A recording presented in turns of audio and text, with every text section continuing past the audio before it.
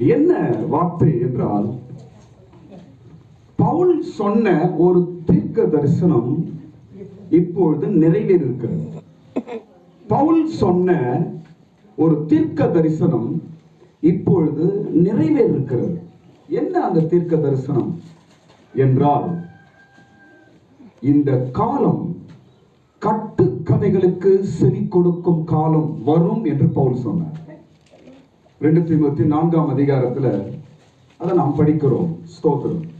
கட்டுக்கதைகளுக்கு செவி கொடுக்கும் ஒரு காலம் வரும். அந்த காலம் தான் இந்த காலம். ஸ்தோத்திரம். இன்றைக்கு சபைக்கு ஜனங்க வர்றதில்லையே, என்னுடைய குறை என்ன? ஏன் என் சபைக்கு ஜனங்க வரமாட்டாங்க? என்னிடத்தில் என்ன குறை என்று நான் யோசிப்பது உண்டு. ஸ்தோத்திரம். ஏன் என் சர்ச்சைக்கு சபை ஜனங்க வரமாட்டாங்க? அங்க போறாங்க, இங்க போறாங்க, அங்கெல்லாம் சத்தியமே இல்லை, ஒன்றும் இல்லை, ஆனால் ஜனங்கள் கூட்டமாய் போகிறார்களே, என் சபைக்கு ஏன் ஜனங்கள் வருவதில்லை என்று நான் அதிகமாய் யோசிப்பது உண்டு. ஸ்தோத்திரம். குறை என்னுடையதா? இல்லை என்றால் கர்த்தர் என்னை ஊழியத்திற்கு ஒரு பயன்படுத்தவில்லையா என்றெல்லாம் நான் யோசிக்கிறேங்க. ஆனா இன்னைக்குதான் தெரியுது அதுவல்ல பதில். இது பவுல் சொன்ன தீர்க்க தரிசனம் நிறைவேறுகிறது. ஸ்தோத்திரம். படிங்க, அந்த வசனம் படிங்க. 4ஆம் வசனம். 2 தீமோத்தேயு 4ஆம் அதிகாரம் 4ஆம் வசனம். சத்தியத்துக்கு செவியை விலக்கி கட்டுக்கதைகளுக்கு சாய்ந்து போகும் காலம் வரும். கட்டுக்கதைகளுக்கு சாய்ந்து போகும் காலம் வரும். அந்த காலம் வந்தாயிற்று. இதுதான் அந்த காலம். இன்னைக்கு எல்லா சபையிலும் பார்க்கிறோம், சத்தியம் கிடையாது, வசனம் கிடையாது, உபதேசம் கிடையாது. ஏன் பைபிளை கூட அவன் கையில் எடுக்கிறது கிடையாது. வெறும் கட்டுக்கதைகள் தான் இன்னைக்கு அநேக சபைகளில் போதிக்கப்படுகிறது. கட்டுக்கதைகளும் கிழவி பேச்சுகளும் பரியாசங்களும், வேற என்ன சொல்றது, ஊர் கதைகளும், இதுதான் இன்றைக்கு சபைகளிலே நடக்கிறது. ஆனா ஜனம் அங்கதான் போறாங்க. உபதேசம் பேசுறோம், சத்தியம் பேசுறோம், முழங்கால நிக்கிறோம், ஆண்டவரின் கண்ணீர் விடுகிறோம், இங்க ஜனங்க வரமாட்டாங்க. இதன் காரணம் என்ன? அர்த்தம் என்ன? நம்முடைய குறைவா? சபையின் குறைவா? இல்லை என்னுடைய ஜப குறைவா?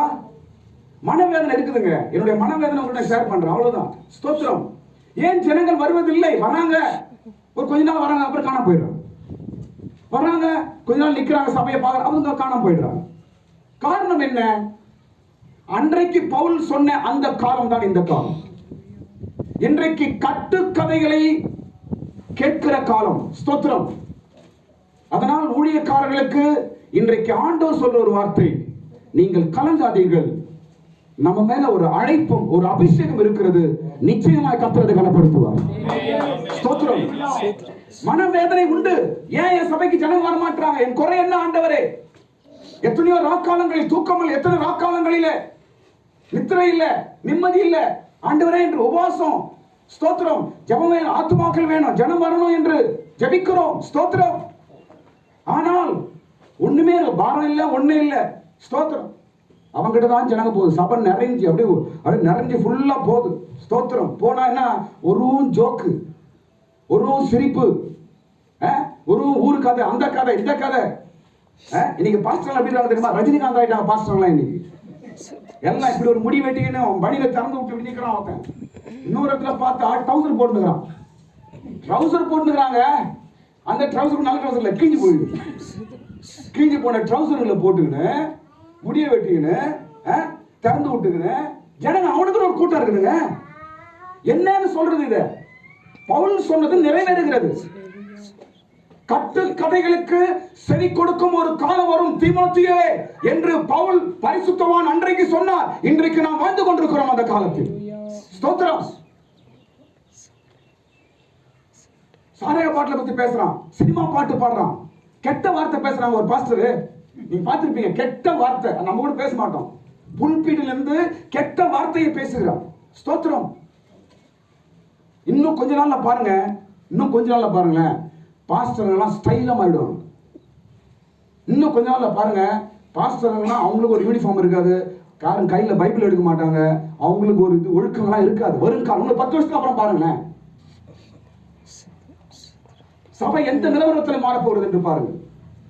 சபையில இனிமே ஏசப்பா பாட்டெல்லாம் இருக்கிறது எல்லாம் சினிமா ஸ்டைல தான் இருக்கு. எல்லாம் மாறப்போகிறது. ஸ்தோத்திரம். ஒரு 10 வருஷத்துக்கு அப்புறம் பாருங்க, மூத்த ஊழியக்காரர்களை பார்ப்பது அரிதாய் மாறப்போகிறது. சபையின் ஒழுக்கங்கள் என்ன என்று ஜனங்களுக்கு தெரியாத ஒரு காலம் வரப்போகிறது. காலம் வந்தாயிற்று. கட்டு கதைகளுக்கு செவி கொடுக்கும் ஒரு காலம். ஸ்தோத்திரம். அன்றைக்கு தீமோத்தேயுக்கு பவுல் சொல்லி பலப்படுத்துகிறார். ஸ்தோத்திரம். ஏன் கட்டு கதைகளுக்கு அவன் செவி கொடுக்கிறாங்கன்னா, ஆரோக்கியமான உபதேசத்தை தள்ளுகிறார்கள். அதனால் கட்டுக்கதைக்கு போகிறார்கள். ஸ்தோத்திரம். 3ஆம் வசனத்தில் ஆரோக்கியமான உபதேசத்தை அவர்கள் தள்ளுகிறார்கள். ஒரு சபைக்கு ஆரோக்கியம் இது உபதேசம் தான். இன்னைக்கு அது கிடையாது. ஆரோக்கியம் இல்லைன்னா என்ன ஆகும்? அந்த இடம் எல்லா வியாதியும் வரும், மரணம் கூட வரும். இன்றைக்கு சபையில எல்லா விதமான வியாதிகள், எல்லா விதமான குழப்பங்கள், எல்லா விதமான கதைகள், கட்டுக்கதைகள், இதெல்லாம் சபைக்குள்ள வர்றதுக்கு காரணம் என்ன? அந்த சபையில ஆரோக்கியமான உபதேசம் இல்லாததுனாலதான். அது சமுதாயத்துக்கு தெரியுதில்லை, சபைக்கும் தெரியுதில்லை. ஸ்தோத்திரம். ஆரோக்கியமான உபதேசத்தை அவர்கள் தள்ளி போடுகிறார்கள். ஆனால் கர்த்தர் அந்த ஆரோக்கிய உபதேசத்தை நம்முடைய கரத்தில் கொடுத்திருக்கிறார். ஸ்தோத்திரம். இன்றைக்கு நாமெல்லாம் ஒதுக்கப்பட்டவங்களா இருக்கிறோங்க.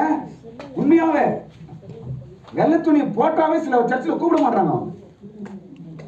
ஐயோ இவங்களா ஜிப்பாவா வேஷ்டியா வானா கோட்டு ஷூட்டு போட்டு அவங்க தான் பாஸ்டர். ஒரு ஊர்ல சொல்றாங்க, ஒரு ஊர்ல போனா சொல்றாங்க, பாஸ்டர் இந்த ஊர்ல வந்து கோட்டு எல்லாம் போடுனா தான் பாஸ்டர், மற்றவங்க ஒதுக்க மாட்டாங்க பாஸ்டரா. பாருங்க எப்படி போயிடுச்சு.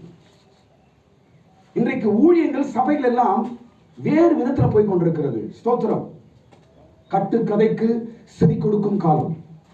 ஆரோக்கியமான உபதேசத்தை தள்ளி விடுகிறார்கள். இன்னைக்கு சபையில ஆரோக்கியம் கிடையாது. சபையில ஆரோக்கியம் கிடையாது. சபைக்கு வர ஜனங்களுக்கும் ஆரோக்கியம் கிடையாது. காரணம் உபதேசம் இல்லை.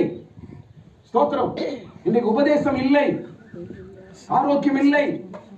அதை தள்ளி விடுகிறார்கள். அதனால் கட்டுக்கதைகளுக்கு செவி கொடுக்கிறார்கள். ஸ்தோத்திரம். நீங்களும் கட்டுக்கதையை பேசினா ஜனம் வரும். ஆனா நமக்கு தெரியாது. நம்மளும் ட்ரை பண்றோம், ஏதாவது சொல்லி ஜனங்களை வர வைக்கலாம், செட் ஆக மாட்டேங்குது. நம்மளும் ஏதாவது கத்துக்கின்னு ஜோக்கு அப்படி ஒரு மேஜிக்லாம் பண்ணலாமா, அவங்கள நம்மளோட பேசலாமா, அது நமக்கு சூட் ஆக மாட்டேங்குது. எத்தனையோ அதை ட்ரை பண்றோம், சக்சஸ் ஆகுறது இல்ல. ஸ்தோத்திரம். ஏனென்றால் நாங்கள் விசேஷமான அபிஷேகத்தை பெற்றவர்கள், விசேஷமான அழைப்பை பெற்றவர்கள், நாங்கள் விசேஷமான ஒரு வரங்கள் உடையவர்கள் நாங்கள். ஸ்தோத்திரம். அதனால் மாயமான கட்டுக்கதைகள் எங்களிடத்துல வராது. அல்லேலூயா. கர்த்தருக்கு ஸ்தோத்திரம். இப்படியாய் ஒரு கட்டுக்கதை உள்ள ஒரு காலத்தில் நாம் வாழ்ந்து கொண்டிருக்கிறோம். அன்றைக்கு தீமோத்தேயுக்கு பவுல் சொன்னார், இன்றைக்கு நாம் அந்த காலத்தில் இருக்கிறோம். ஸ்தோத்திரம். சரி, இந்த காலத்தில் எப்படி இருக்க வேண்டும் என்று பவுல் சொல்லுகிறார்.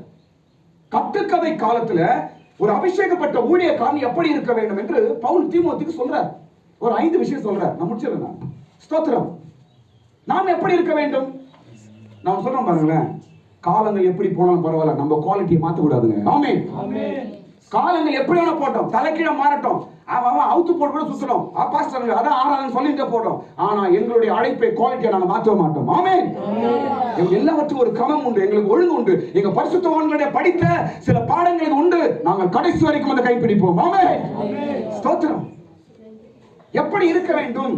கட்டுக்கதைகள் வருகிற காலத்துல ஒரு அபிஷேகப்பட்ட ஊழியக்காரன் எப்படி இருக்க வேண்டும் என்று பவுல் ஒரு 5 விஷயங்கள் தீமோத்தேயுக்கு சொல்லிக் கொடுக்கிறார். ஸ்தோத்திரம். அதை நான் சொல்றேன் பாருங்க. முதல் காரியம் என்ன சொல்றார் என்றால், தீமோத்தேயே நீ முதலாவது ஜாக்கிரதையாயிரு.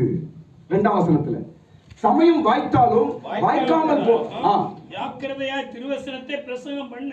ஜாக்கிரதையாயிரு. முதலாவது காரியம். கட்டுக்கதை காலம் தான், மோசமான காலம் தான். ஜனங்க சத்தியத்துக்கு வர்றது இல்ல. சத்தியம் வசனம் இதெல்லாம் இப்ப ஜனங்க மைண்ட்ல ஏறது இல்லைங்க.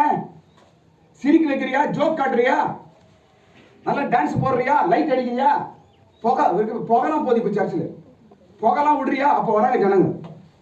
இது எங்க கூட்டு போதும்? அவங்கள எங்க கூட்டு போகுது? நரகத்துக்கு தான் கூட்டு போதும் அவங்க. ஸ்தோத்திரம். நாங்கள் எப்படி இருக்க வேண்டும்? ஒரு அபிஷேகம் உள்ள அழைக்கப்பட்ட ஒரு தேவ ஊழியக்காரன் தீமோத்தேயு நீ எப்படி இருக்க வேண்டும்? ஸ்தோத்திரம். நாமெல்லாம் தீமோத்தேயு.